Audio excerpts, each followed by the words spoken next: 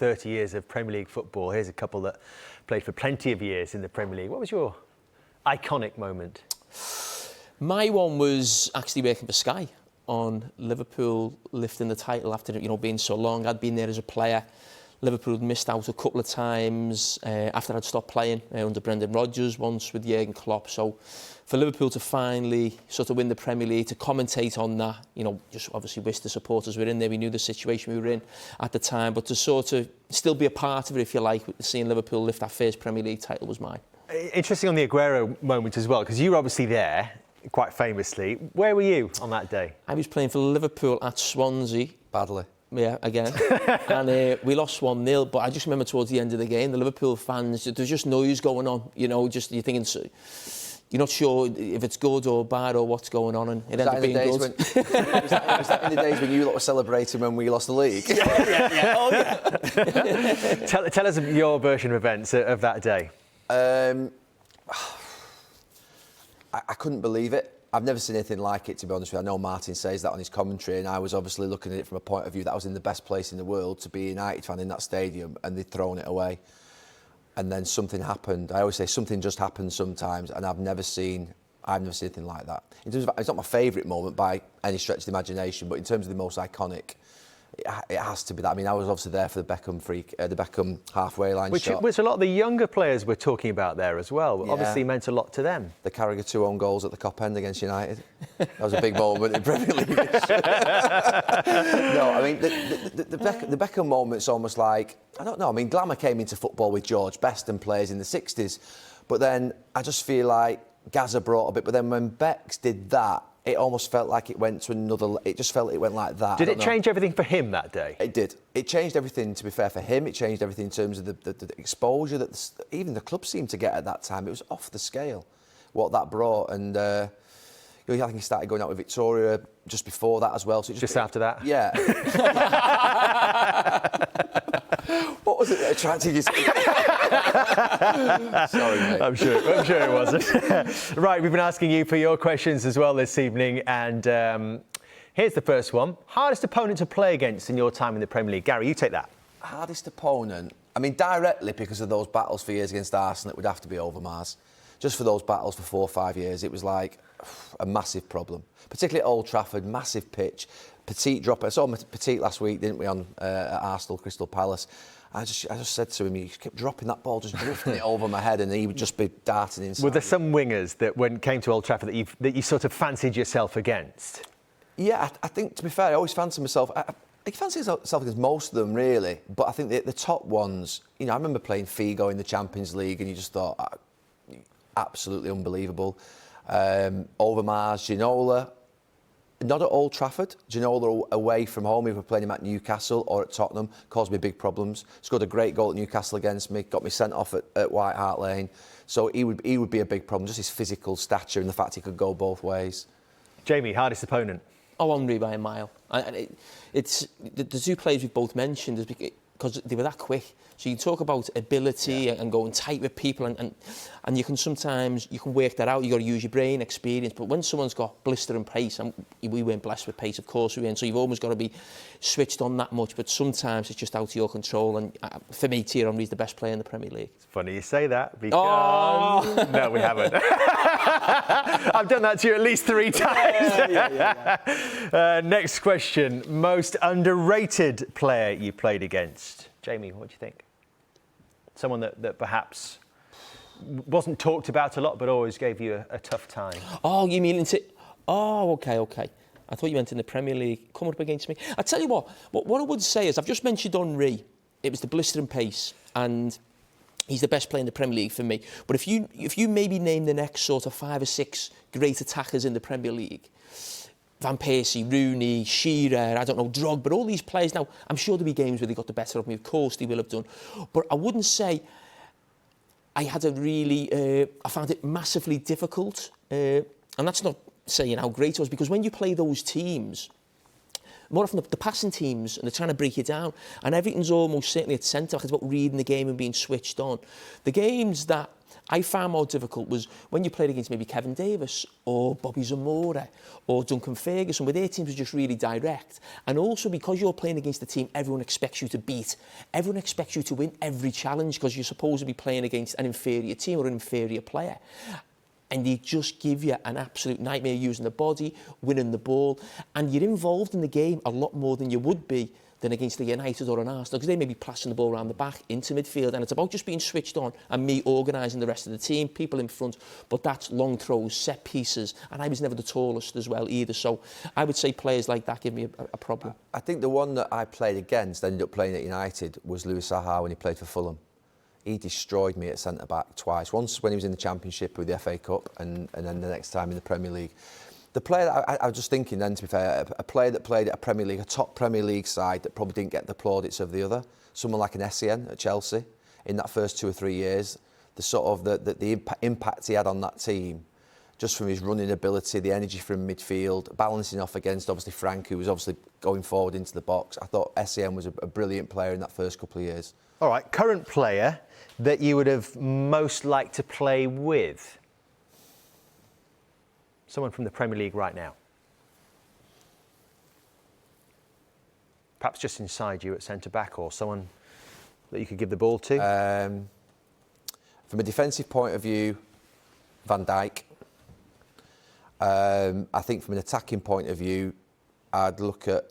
I'd be a young English player. I always look at Foden and think, how have United not got him as a young sort of... I know he's obviously been at City a long time, but I just look at someone like Foden and think, that's the type of player that you would sort of... You'd think, what a player he is. He's going to be around for a long time. So I'd say Foden. Jamie?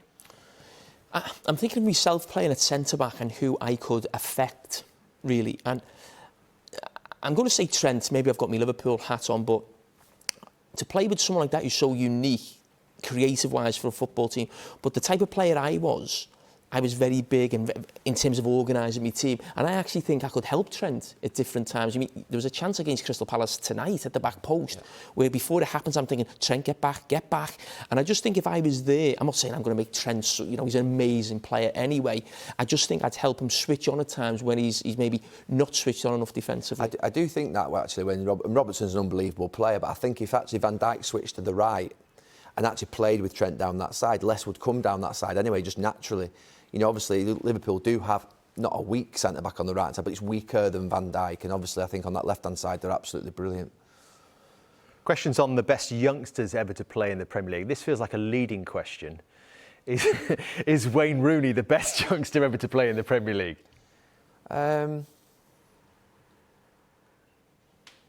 Yeah, probably. Tell us about when he first arrived at Old Trafford. The impression he made on you. United were signing players back then. You know, you sign, say, for instance, Roy Keane, or you sign Wayne Rooney, Rio Ferdinand, and you just know they're a guarantee. They're an absolute certainty. And Rooney, when he came, I played with him with England, played against him for Everton and Everton reserves, and you had absolutely no doubts whatsoever. I think I've been with him in Euro 2004, on the morning of the Portugal game, where he actually obviously did his injury that night.